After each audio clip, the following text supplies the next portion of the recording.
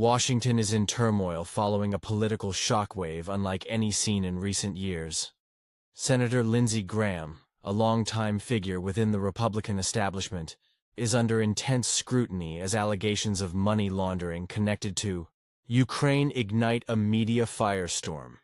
The tipping point? A staggering $400,000 hotel bill for just 2 nights in Kyiv. The jaw-dropping amount has left the American public speechless, and South Carolina voters furious, feeling deceived by someone they once held in high regard. Caught in the center of this storm is Senator John Kennedy, armed with sharp wit and biting remarks, seemingly ready to dismantle Graham's defenses one by one. Meanwhile, Kash Patel, a former key Trump insider, reportedly holds incriminating records ranging from questionable Latvian transactions to undisclosed agreements that could bury Graham's career. With no easy exit, Graham faces a grim future. The collapse of his political career, loss of public support, and alienation from his own party. Once a trusted Trump ally, he's now facing the consequences of what could be a catastrophic miscalculation. Inside the Senate hearing room, the tension is overwhelming, thick as fog in a pressure cooker. Polished wooden benches are crowded with senators, aides, and journalists, all eyes focused ahead. Bright television lights shine directly onto the center stage, where Graham occupies the witness seat. His hands are tightly clasped, his light blue tie slightly askew, and his expression flickers between forced calm and visible discomfort.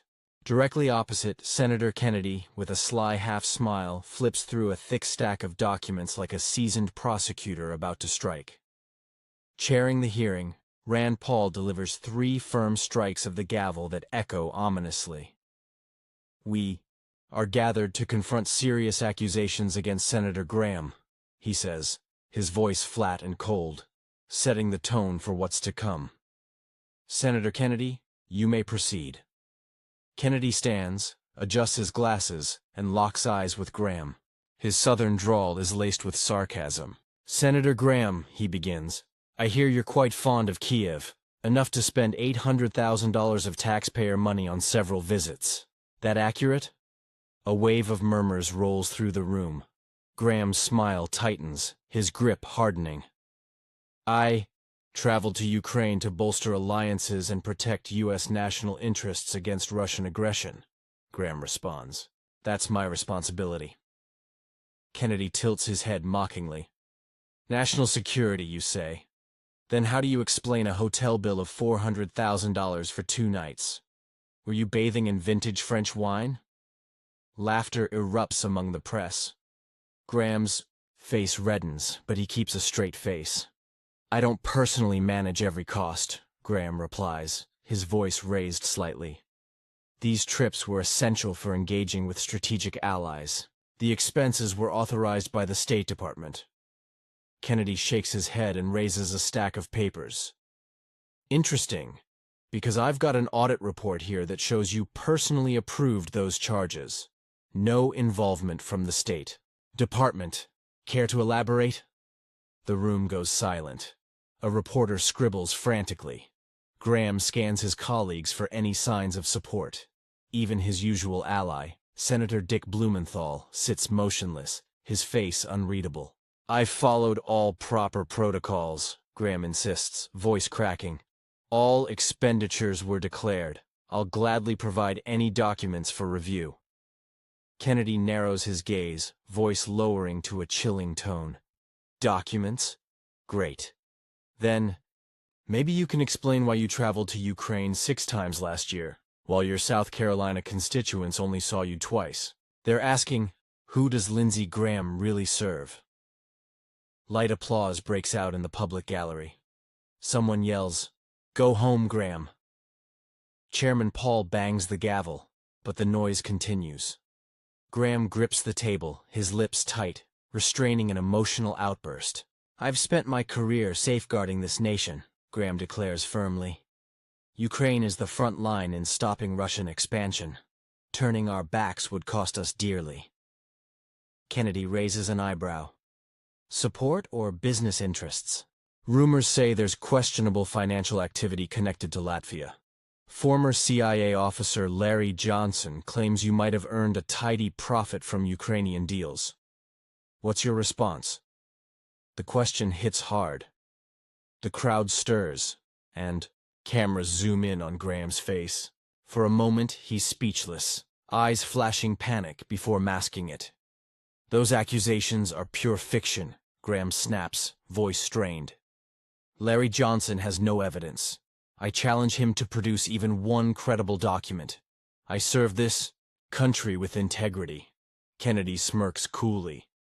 Is that so? Because I've got a list of wire transfers from USAI, funneled through a Latvian firm, then mysteriously disappearing.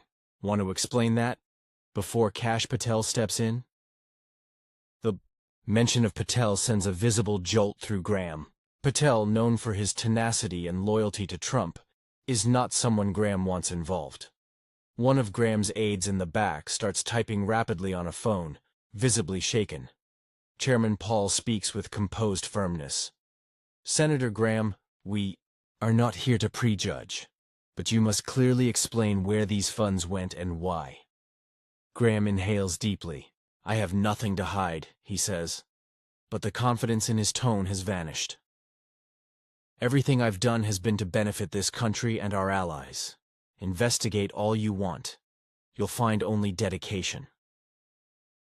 Kennedy leans forward, voice sharp. Dedication or self-interest? We'll uncover the truth, Senator. And when we do, the public will finally see where your loyalty lies. Applause and jeers erupt. A Fox News reporter turns to a colleague. This story is going to blow up, she whispers. In the corner, Kash Patel watches, silently noting every detail. Graham looks around, realizing the ground beneath him is beginning to give way. The hearing has just started, but the pressure is already mounting. Chairman Paul calls for a short recess. Graham rises slowly and exits the room, shoulders heavy, while Kennedy and Paul exchange a brief, knowing glance. Outside, protesters chant, "Investigate Graham." As the hearing resumes, the tension remains palpable. Light from the chandeliers glistens on Graham's brow. He returns to his seat, clutching the table like a man bracing against a storm. Kennedy flips to a new document, his smile unrelenting. Chairman Paul calls the room to order. Senator Kennedy, you may continue. Kennedy stands, trailing his hand across the papers like a man sharpening a blade. We've covered the money spent. Now let's talk results. Who did you meet in Ukraine, and why were those meetings so important? That you neglected South Carolina? Graham clears his throat. I met with Ukrainian leadership to coordinate military and financial cooperation. That's part of my role in global security. Kennedy arches a brow. Global security or personal gain, according to an independent audit, a Latvian firm, Baltic Ventures, received U.S. aid funds right after one of your trips. That company has ties to an account under your name. How do you explain that? The room stills. Graham stammers. I don't know anything about Baltic Ventures. If money moved, it was handled by third parties in Ukraine. Kennedy's voice dips. Odd. Because I have an email from your aide to a Ukrainian official referencing consulting fees in the hundreds of thousands, sent just after your third trip to Kyiv. Patriotism, is it? Gasps ripple through the crowd. One Republican senator lowers his head. Graham's fists tighten. That's a twisted misinterpretation, Graham shouts. I've never accepted a penny outside my Senate salary.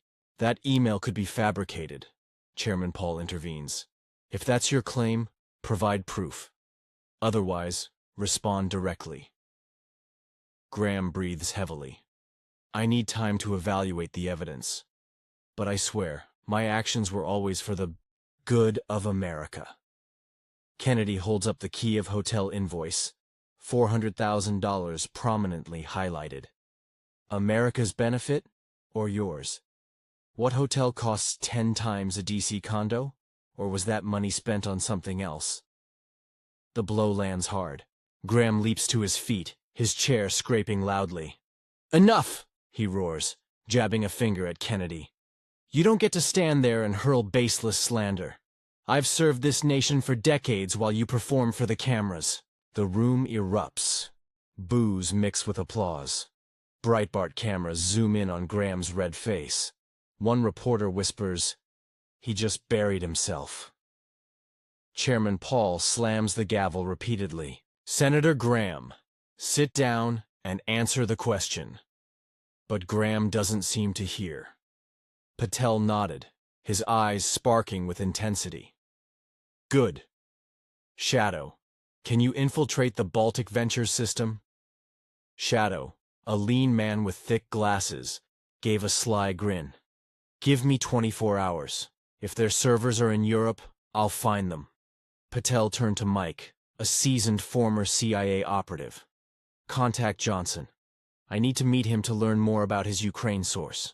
If we can get a witness, Graham won't be able to deny anything." Mike nodded, immediately standing. "I'll arrange it. Johnson claims he has a document from Kiev, but he needs guarantees for his safety before handing it over."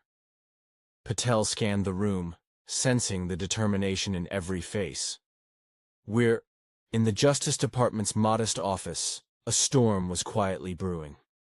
Patel stood at the center, arms crossed, surveying his team. The table was covered in papers, printed emails, and complex financial charts. Sarah, their financial analyst, typed furiously, her face tense as she traced USID's money flow. In a corner, Shadow tapped away at his keyboard, his fingers a blur. Mike, just back from seeing Johnson, held a USB drive, resolve etched on his face. Outside, the Capitol was bathed in darkness, but inside the room, time felt suspended.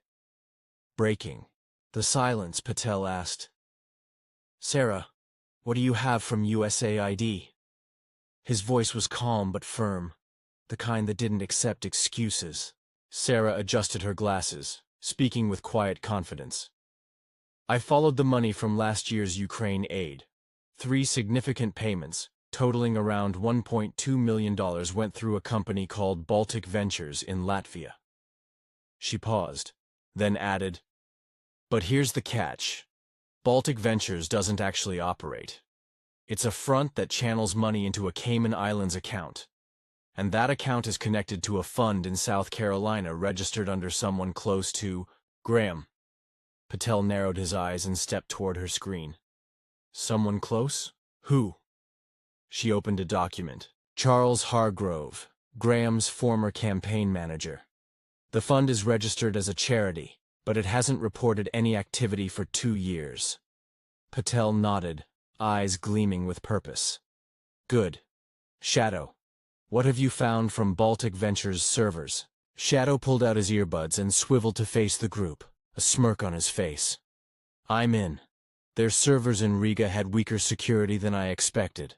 There's an email chain between Baltic Ventures and a Ukrainian official, discussing vague service fees. One email mentions LG and a $200,000 payment. I'm retrieving deleted files for more." Patel turned to Mike. "What did Johnson say? Do we have hard evidence?" Mike placed the USB drive on the table, speaking calmly. "Johnson met a source in Kiev, a former banker tied to Baltic Ventures. The source has a contract naming Graham as a strategic consultant on an aid project. It's worth $500,000, but has no actual deliverables.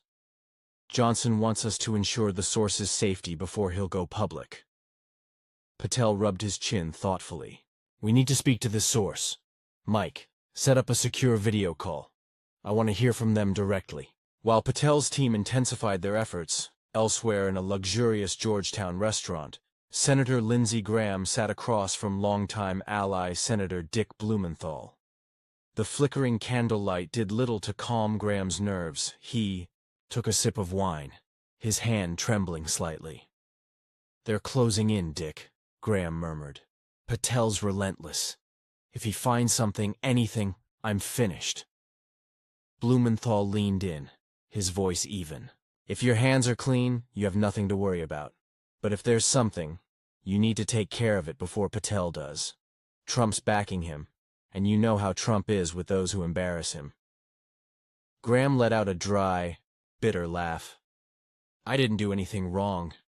That money went to help Ukraine. They'll twist it, like they did at the hearing. Blumenthal raised an eyebrow. Then why did you personally approve those trips instead of letting the State Department handle it? You've made this look suspicious. Graham didn't respond. He knew Blumenthal was right, but the situation was more complex. The Ukraine trips were about influence, and maybe, just maybe, personal benefit. But he couldn't admit that. Not now. Back at the Justice Department, Shadow suddenly shouted, "Got something!" He spun his monitor to show a recovered email. Baltic Ventures requested a $300,000 transfer for consulting by LG. The email date matches Graham's 4th trip to Kiev. Patel leaned in, analyzing every line. The email referenced a regional security project but lacked clear details. "This is our first direct link," Patel said, voice low but intense. "Sarah, cross-reference this with USAID disbursements." She worked quickly. Confirmed. A $300,000 payment went to Baltic Ventures that day, marked as humanitarian aid, but there's no record of how it was spent. Patel turned to Mike. "Reach out to Johnson's source. I want to know who's behind that contract and why Graham is named." Mike nodded, but concern crept into his eyes. "Kash, the source is scared. They think someone in Kiev is watching them. If we push, it could put them at risk." Patel paused, weighing the danger. He knew this went deeper than Graham. This was an international web stretching from Washington to Kiev. "We'll protect them," he said. "But we can't stop now. If Graham's laundering aid money, the American people deserve the truth." In Kiev, a man in a dark coat entered a quiet cafe, scanning the room cautiously. He was Johnson's source, a former banker tied to Baltic Ventures. Gripping an envelope, his heart pounded as he noticed a shadowy figure watching from across the room. He quickly messaged Johnson. "I have the contract, but they know I'm talking. I need protection." Thousands of miles away, Patel received an update from Mike. Standing by the window, staring at the glowing Washington streets, he spoke to his team with resolve. "We're on the right path," he said. "But Graham won't go down without a fight. Get ready. He'll retaliate." In his Capitol Hill office, dimly lit by a desk lamp, Graham looked tense. Surrounded by legal books and political memorabilia, the room felt more like a cage than a sanctuary. Clutching his phone, he'd just learned that Patel was closing in on the Latvia transactions. Moments later, Patel entered. Dressed in a crisp black suit, his demeanor was calm but unwavering. Though framed as a casual meeting, both men knew it was anything but. Graham gestured to a chair, but Patel remained standing. "Senator Graham," he began, voice quiet but cutting, "I'm giving you an opportunity to explain before this becomes public. You know what that means." Graham chuckled bitterly. "Who are you, Patel? Trump's executioner? I've served this nation long before you were anyone." Patel didn't blink. "I'm not here for your resume. I'm here for the $1.2 million routed through Baltic Ventures and funneled into a Cayman account. Your name's on a consulting contract. Explain that." Graham's face tightened. He moved around his desk, trying to appear in control, but his trembling fingers betrayed him. "You're spreading lies, like Kennedy did during the hearing. That money went to Ukraine, not me. You've got no proof." Patel pulled documents from his jacket, setting them on the desk. "Here's an email from Baltic Ventures referencing LG and a $300,000 payment, same day as your Kiev trip. And here's a signed contract by Charles Hargrove, your fund manager. Still think this is rumor?" Graham's face turned pale. He knew the transactions were real, but he hadn't expected them to surface. "You're twisting this," he said, his voice sharp. "Hargrove acted on his own. I had no part in it." Patel tilted his head slightly. "Then why did you personally authorize $800,000 for travel? Why meet Ukrainian officials without State Department oversight? If you're innocent, speak now." Graham slammed a hand on the desk, the sound sharp. "Enough! You think you can destroy me because Trump wants a clean sweep of the party? I was there for him when no one else was." Patel stepped forward, his tone icy. "And you think that gives you the right to compromise the movement? I have a banker ready to testify you accepted fees to expedite aid. If I bring him forward, you're finished." Graham stumbled back, hitting the bookshelf, panic in his eyes. "You don't understand. Ukraine is the line against Russia. I did this for security, not money." Patel didn't budge. "National security doesn't justify a $400,000 hotel bill. You crossed a line." He leaned in. "Hand over the documents. If you're clean, I'll publicly apologize. If not, you'll face the nation." Graham's breathing grew shallow as he stared at the documents. Part of him wanted to cooperate, but deep down, he knew the truth could unravel everything. "You don't know who you're dealing with," he whispered. "There are people in Kiev and D.C. who won't let this come out." Patel smiled coldly. "They're not my concern." Boos erupt from the audience like a crashing wave, mixed with cheers from Kennedy's supporters. Senator Elizabeth Warren frowns and leans toward an aide, whispering, "He's burying himself." In a quiet corner, Kash Patel blends into the crowd, scribbling quickly, eyes shining with purpose.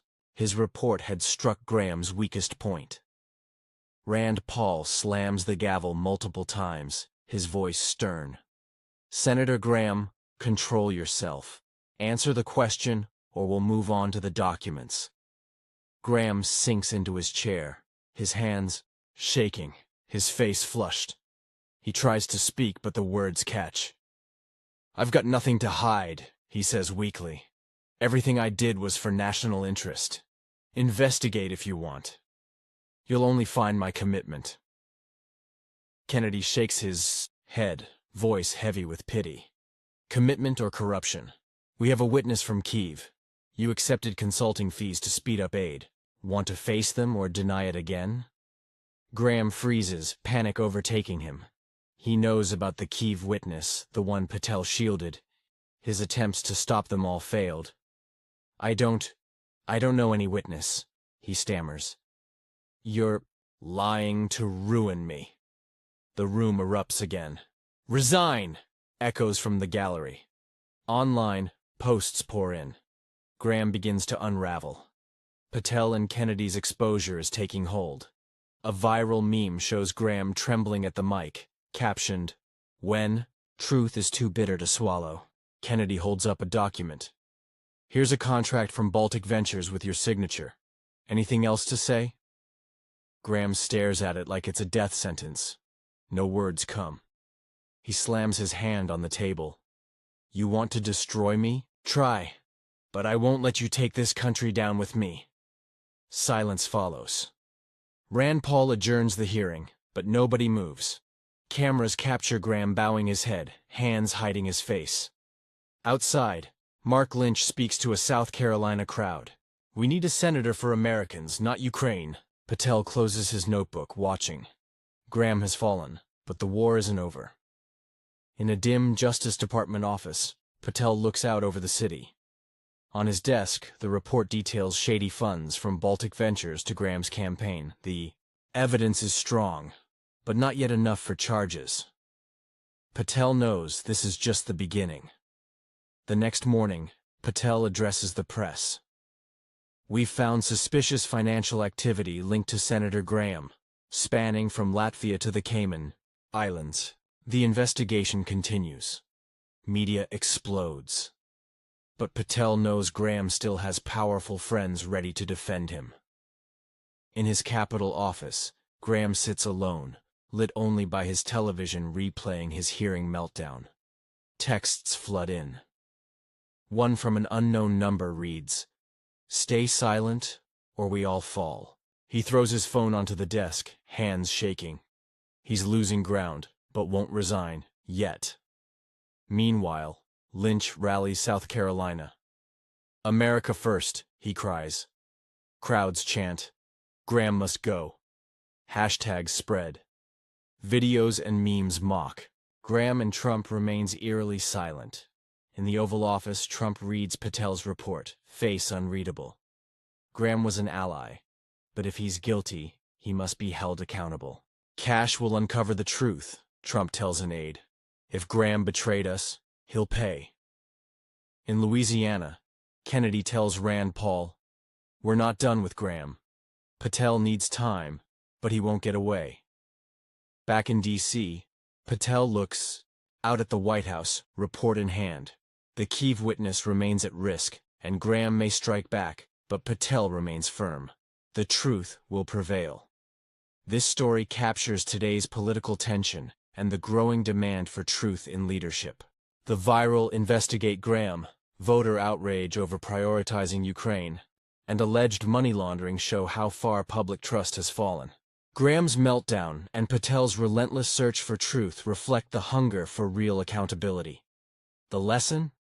Americans must stay alert, use their voices, vote, and seek truth. Like Patel, perseverance and honesty are our best tools. In a divided nation, unity around transparency and justice is more important than ever. Subscribe for more updates on Kash Patel's investigation into Lindsey Graham. See you in the next video.